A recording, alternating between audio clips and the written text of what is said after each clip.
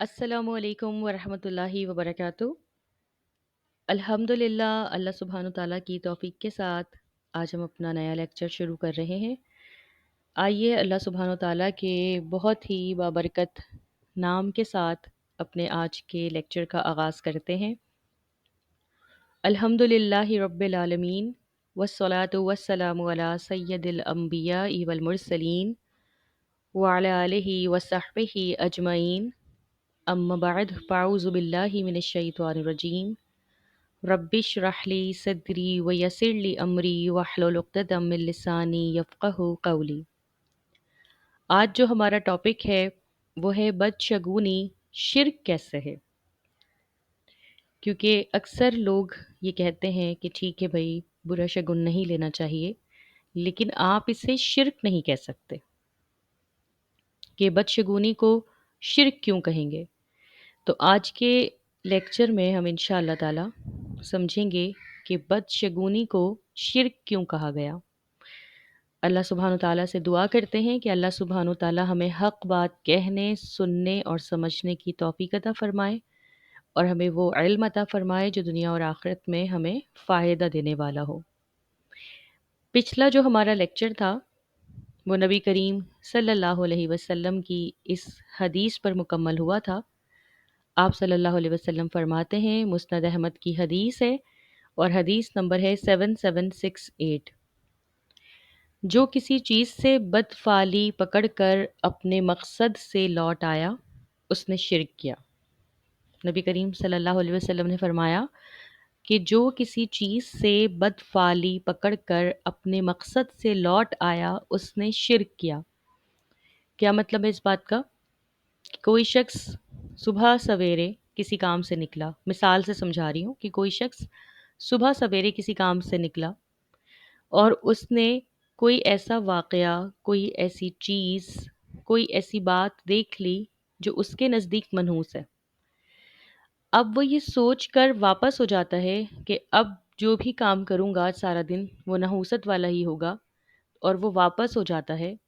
तो आप सल्लल्लाहु अलैहि वसल्लम फरमाते हैं, ऐसा शख्स वो है जिसने शिर्क किया। तो सहाबा कराम रदी अल्लाह अन्हुम ने पूछा, ए अल्लाह के रसूल सल्लल्लाहु अलैहि वसल्लम, इसका क्या कफ़ारा होगा? तो आप सल्लल्लाहु अलैहि वसल्लम ने फरमाया, वो कहे, ए अल्लाह, तेरी दी हुई भलाई के सिवा कोई भलाई नहीं, तेरी फ़ाल के सिवा कोई फ़ाल नहीं, और तेरे अलावा कोई भी माबूद नहीं है। यानी कि अगर कोई शख्स इस तरह की बात सोचता है तो वो क्या कहेगा, अल्लाहुम्मा ला खैरा इल्ला खैरुका वला त्वैरा इल्ला त्वैरुका वला इलाहा गैरुक, कि आपके सिवा कोई भी माबूद नहीं।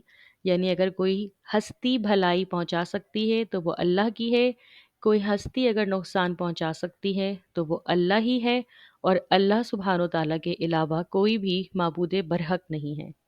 इस हदीस पर हमने अपना पिछला लेक्चर मुकम्मल किया था, और जो आज हम अपना लेक्चर इससे शुरू कर रहे हैं, तो आज हम ये समझेंगे कि आखिरकार नबी करीम सल्लल्लाहु अलैहि वसल्लम ने बदशगुनी पकड़ने वाले को ये क्यों कहा कि उसने शिर्क किया। देखें, इसको समझें एक मिसाल से। बड़ी कॉमन मिसाल है, हमारे माशरे में ये बड़ा देखा जाता है वाक़या, कि एक शख्स घर से निकलता है और काली बिल्ली उसके रास्ते से गुज़र जाती है। तो अगर काली बिल्ली किसी के रास्ते से गुज़र जाए तो कहा जाता है कि वो रास्ता काट गई। ठीक? क्योंकि काली बिल्ली का अपने सामने से गुज़रने को कहते हैं रास्ता काट जाना, और लोग फिर वो रास्ता बदल कर दूसरे रास्ते से जाते हैं और या फिर वो अपने घर ही वापस चले जाते हैं कि अब गुज़रना नहीं है क्योंकि काली बिल्ली रास्ता काट गई, और उसे मनहूस समझते हैं। बज़ाहिर ये एक मामूली सी बात है, मगर हकीकत में ये शिर्क है, क्योंकि किसी भी शख्स का नफ़ा या नुकसान बिल्ली के इख्तियार में नहीं है, बिल्ली के हाथ में नहीं है, बिल्ली के पास नहीं है। उस बिल्ली को तो खुद नहीं पता कि उसके बारे में लोग क्या-क्या सोच रहे हैं, वो तो अपने आप में ही मगन चलती चली जा रही है।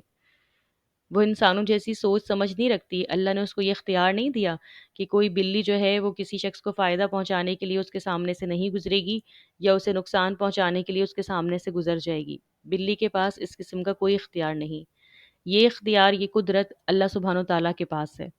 اب اللہ تعالیٰ کی قدرت میں آپ بلی کو ملا رہے ہیں، شریک کر رہے ہیں، تو یقیناً اسے شرک ہی کہیں گے۔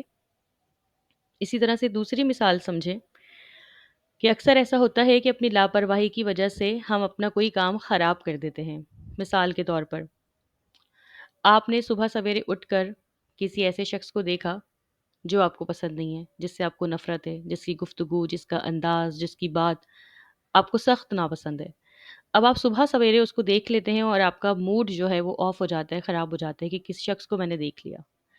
اب آپ کسی بھی وجہ سے جلدی جلدی جا رہے ہیں، آپ نے مثال کے طور پہ اپنے دوپٹے کا خیال نہیں کیا، وہ آگ سے لپٹتا ہوا چلا گیا تو دوپٹے میں آگ لگ گئی، یا آپ نے اونچی ہیل پہن کر آپ جلدی جلدی سلپری فرش پر چل رہی ہیں، آپ پھسل گئیں، آپ کے پیر میں موچ آ گئی، یا پھر آپ جلدی جلدی چلنے کی وجہ سے یا کسی بھی وجہ سے غصے میں ہیں، گھبراہٹ میں ہیں، آپ دیوار سے ٹکرا گئیں، سر پھٹ گیا آپ کا، یا پھر آپ چابی کار کی چابی کے اندر گاڑی کے اندر بھول گئیں، یا آپ نے گھر لاک کر دیا اور چابی آپ کے گھر میں رہ گئی۔ مطلب ان سب چیزوں میں جو ریزن ہے وہ ہے آپ کی لاپرواہی، کہ آپ نے لاپرواہی سے کام کیا، ٹھیک۔ لیکن شیطان آپ کو یہ سجھاتا ہے کہ یہ ساری خرابی اس وجہ سے ہوئی کیونکہ آپ نے صبح صبح اس شخص کو دیکھ لیا، اس خاتون کو دیکھ لیا، تو اب سارا دن آپ کا خراب گزرے گا، نحوست والا گزرے گا، کوئی کام درست نہیں ہوگا کیونکہ آپ نے صبح صبح اس شخص کو دیکھ لیا۔ تو یہ چیز برے شگن کی مثال بن جاتی ہے کہ اب پورا دن منحوس ہے، اب آپ نے اللہ کی قدرت کے ساتھ اس کو ملا دیا، غلط آپ نے کیا، قسمت میں آپ کی یہ تکلیف تھی، ٹھیک، یہ ہوا اللہ کے حکم سے آپ کے ساتھ تمام معاملہ، لیکن آپ ملا رہے ہیں اس آدمی یا عورت کے ساتھ، اس کو دیکھ لیا اس لیے ہوا، تو کیا وہ آپ کی زندگی کا فائدہ، نقصان، پریشانیوں کا اختیار رکھتا ہے؟ نہیں رکھتا۔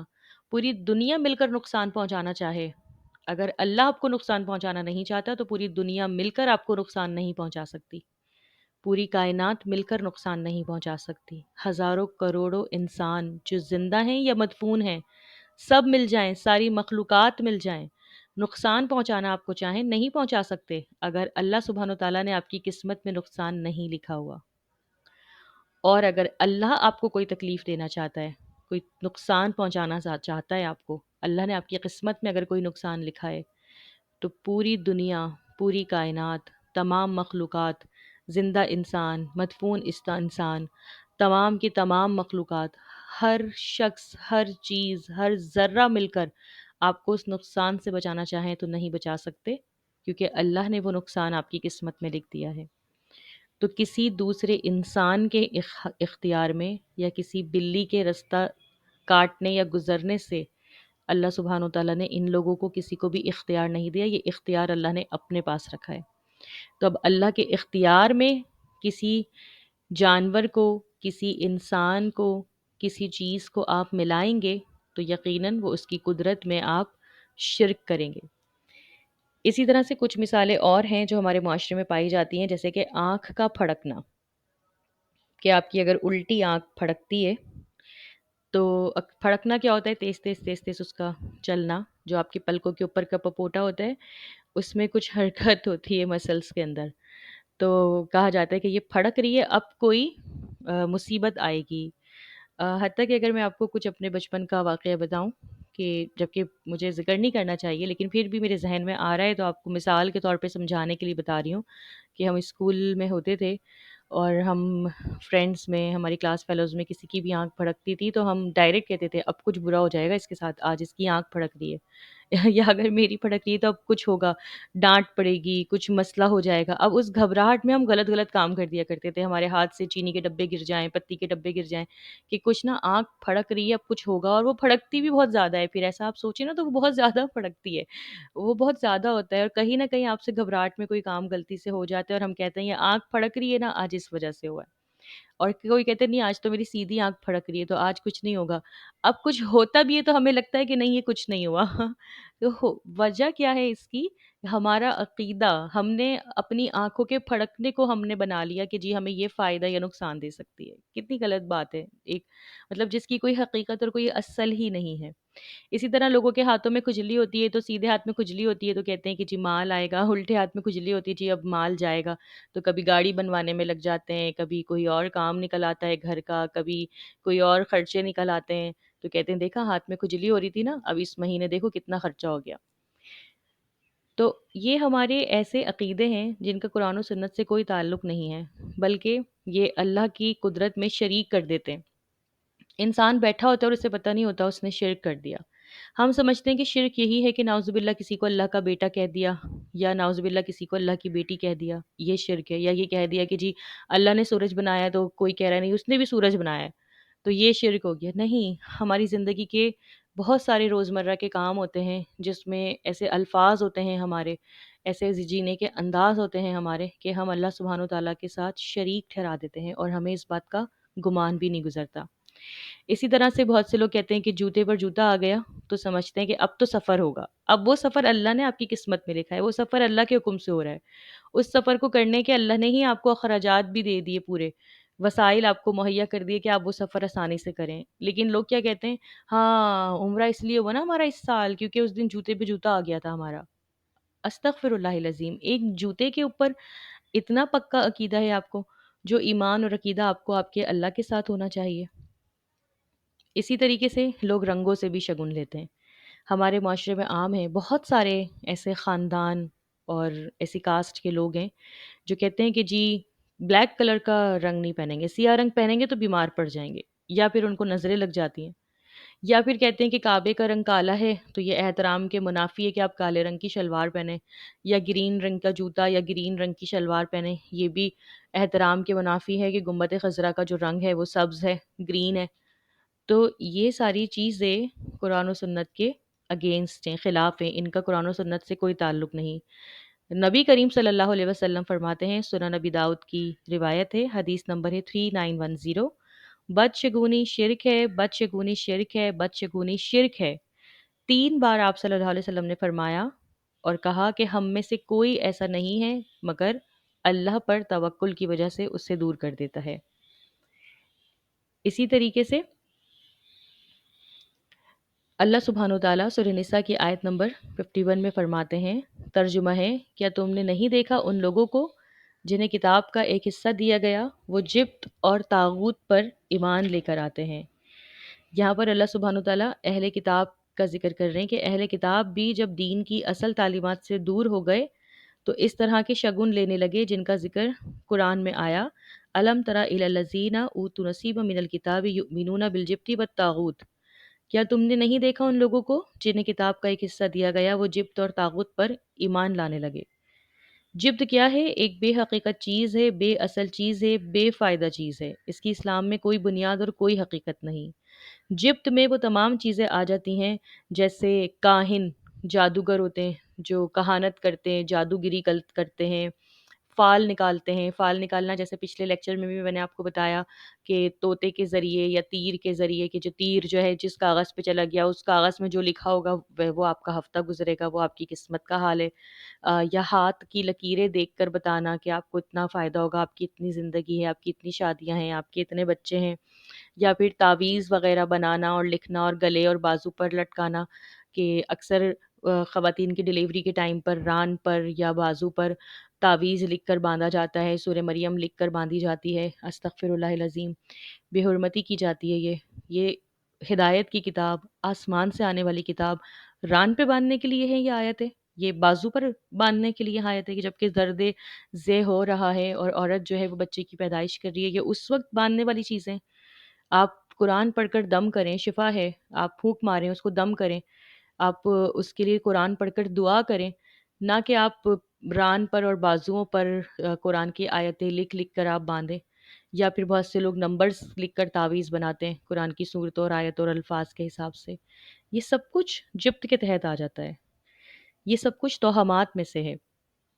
جادو کرنا اسی طریقے سے، پھر بتا رہی ہوں، وہ جو ستاروں کے ذریعے پورے ہفتے کا بتا، آپ کا ان لکی نمبر ہے یا آپ کا ان لکی کلر ہے، یہ سب کچھ جبت کے اندر آ جاتا ہے، اور اللہ سبحانہ و تعالیٰ نے اس سے منع فرمایا ہے اور اسے شرک کہا گیا ہے۔ اور اس سے ہوتا کیا ہے بیسیکلی، جب ہم ان توہمات میں، ان وہم کے ساتھ زندگی گزار رہے ہوتے ہیں، اس کے عادی ہو جاتے ہیں، ان سوچوں کے، ان عقیدوں کے، ان باتوں کے، تو ہمیں چھوٹی سے چھوٹی بھی کوئی تکلیف پہنچ رہی ہوتی تو ہم کہتے ہیں فلاں نے ہم پہ جادو کروا دیا ہے، فلاں نے ہمیں نظر لگا دی ہے، فلاں ہم سے حسد کرتا ہے، وہ ہم پہ ٹونے ٹوٹ کے کروا رہا ہے۔ ایسے جو رشتوں کے اندر محبت، دوستی اور احترام ہوتا ہے وہ ختم ہو جاتا ہے، اور اینڈ میں آ کے جب ہمارے عقائد اور نظریات اتنے اپنی عمر کے ساتھ ساتھ پکے ہو جاتے ہیں تو انسان تنہا رہ جاتا ہے اور نفسیاتی مریض بن جاتا ہے، کیونکہ اسے اپنا پرخلوص کوئی بھی نہیں لگتا، حتیٰ کہ اس کے ارد گرد پرخلوص لوگ ہوتے ہیں، پرخلوص رشتے ہوتے ہیں، مگر وہ یہی سمجھتا ہے کہ نہیں، مجھ سے کوئی محبت نہیں کرتا، یہ سب مجھ سے جلتے ہیں، حسد کرتے ہیں۔ جبکہ نبی کریم صلی اللہ علیہ وسلم کا فرمان ہے، جابر رضی اللہ عنہ سے روایت ہے کہ آپ صلی اللہ علیہ وسلم سے میں نے سنا، لا ادبا ولا سفرا ولا غولا، مرض کا لگ جانا، سفر اور بھوت پریت کچھ نہیں۔ صحیح مسلم 5795۔ اسی طرح ابو ہریرہ رضی اللہ عنہ روایت کرتے ہیں کہ رسول اللہ صلی اللہ علیہ وسلم نے فرمایا، کوئی بیماری نہیں، نہ الو کا نکلنا کچھ ہے، نہ کسی ستارے کی کوئی تاثیر ہے، اور نہ ہی سفر کا مہینہ منحوس ہے۔ صحیح مسلم 5788۔ معلوم ہوتا ہے کہ زندگی میں پیش آنے والے مختلف واقعات کو ستاروں کے اثرات سے سمجھنا یا ان سے نحوست لینا، اس کی شریعت میں کوئی حقیقت نہیں ہے۔ اسی طرح زائچے نکلوانا، جنتریاں منتریوں کے ذریعے بچوں کے نام نکلوانا، ان کے ناموں کے شروع کے الفاظ نکلوانا یا تاریخوں کو منحوس سمجھنا، یہ سب وہمی اور خیالی باتیں ہیں۔ ان سب باتوں کا نبی کریم صلی اللہ علیہ وسلم کے دین سے کوئی تعلق نہیں۔ اب سوچنے کی بات یہ ہے کہ اتنے واضح احکامات کے باوجود ہمارے معاشرے میں یہ بدشگونیاں عام کیوں ہیں؟ لوگ کیوں اتنا برا شگن لیتے ہیں؟ دراصل ایک کوٹیشن ہے جو لوگوں میں بڑی مشہور ہے، لوگ ایک دوسرے کو فارورڈ بھی کرتے ہیں، آپ ان سے دلیل مانگتے ہیں نا، وہ یہ ایک من گھڑت کوٹیشن دیتے ہیں جو حدیث نہیں ہے بلکہ ایک گھڑی ہوئی بات ہے، کہ ایک روایت بیان کرتے ہیں کہ جو شخص، نبی کریم صلی اللہ علیہ وسلم کے نام سے منسوب کرتے ہیں کہ جو شخص مجھ کو ماہ سفر گزرنے کی خوشخبری دے گا، میں اس کو جنت کی خوشخبری دوں گا۔ یہ ایک من گھڑت روایت بیان کی جاتی ہے، اور یہ روایت احادیث کی کسی کتاب میں موجود ہے ہی نہیں۔ کوئی ترک ایسا نہیں ہے جو یہ کہیں سے کسی قسم کی کوئی اوتھینٹسٹی بتائے، یہ ایک گھڑی ہوئی بات ہے۔ ملا علی قاری جو ہے اسرار المرفوع کے اندر صفحہ نمبر 324 میں بتاتے ہیں کہ لا اصل لہو، اس کی کوئی اصل نہیں ہے، یہ ایک بے بنیاد اور گھڑی ہوئی بات ہے جس کو لوگ بنیاد بنا کر ماہ سفر کو منحوس سمجھتے ہیں۔ قرآن ہمیں کہتا ہے سورہ توبہ کی آیت نمبر 51 میں، کہہ دیجئے کہ ہمیں ہرگز کوئی بھلائی یا برائی نہیں پہنچتی مگر جو اللہ نے ہمارے لیے لکھ دی، وہی ہمارا مولا ہے، اور ایمان والوں کو اللہ پر ہی توکل کرنا چاہیے۔ یعنی ہر قسم کی بھلائی اور ہر قسم کی خیر اللہ کی طرف سے ہے، ہر قسم کی برائی، ہر قسم کی تکلیف اللہ کی طرف سے ہے، اور جو ایمان والے ہیں وہ صرف اور صرف اپنے اللہ پر ہی بھروسہ کرتے ہیں۔ نبی کریم صلی اللہ علیہ وسلم فرماتے ہیں، سنن نبی داؤد کی روایت ہے، حدیث نمبر ہے 4700، جو مصیبت تم کو پہنچی وہ تم سے ٹل نہیں سکتی، اور جو ٹل گئی وہ تم پر آ نہیں سکتی۔ وہی بات کہ اگر اللہ سبحانہ و تعالیٰ فائدہ پہنچانا چاہیں تو پورے دنیا کی لوگ، پوری کائنات کا ہر ذرہ مل کر نقصان نہیں دے سکتا، اور اگر اللہ سبحانہ و تعالیٰ کوئی تکلیف دینا چاہیں تو پوری کائنات کا ہر ذرہ مل کر ہٹا نہیں سکتا۔ یہی سوچ انسان کو ہر حال میں مطمئن رکھتی ہے کہ جو ہوا اللہ کے حکم سے ہوا، اس میں ضرور اللہ کی طرف سے کوئی نہ کوئی خیر ضرور موجود ہے۔ یہ عقیدہ توحید وہ عقیدہ ہے جو انسان کو اس کے اصل سے ملا دیتا ہے۔ انسان جان لیتا ہے کہ اصل پناہ دینے والی ذات، فائدہ دینے والی ذات صرف اور صرف اللہ کی ہے۔ اس طرح وہ شرک جیسے کبیرہ گناہ سے بچ جاتا ہے، اور اسی لیے نبی کریم صلی اللہ علیہ وسلم نے جو ہمیں دعا سکھائی ہے، جو ہم ہر فرض نماز کے بعد پڑھتے ہیں، صحیح بخاری حدیث نمبر 729، اللہم لا مانع لما اعطیت ولا معطی لما منعت ولا ينفع ذا الجد منک الجد۔ اے اللہ، کوئی روک نہیں سکتا جو آپ عطا کریں، اور کوئی دے نہیں سکتا جس کو آپ روکنا چاہیں، اور آپ کے عذاب کے مقابلے میں کسی دولت مند کو اس کی دولت فائدہ نہیں دے سکتی۔ الحمدللہ آج کے لیکچر میں ہم نے سمجھا کہ بدشگونی لینا شرک ہے اور وہ شرک کیوں ہے۔ تو اللہ تعالیٰ سے دعا کریں گے کہ اللہ سبحانہ و تعالیٰ ہمیں بھی اور ہمارے اہل و عیال، رشتہ دار، دوست احباب سب کو اس قسم کے شرک سے بچائے۔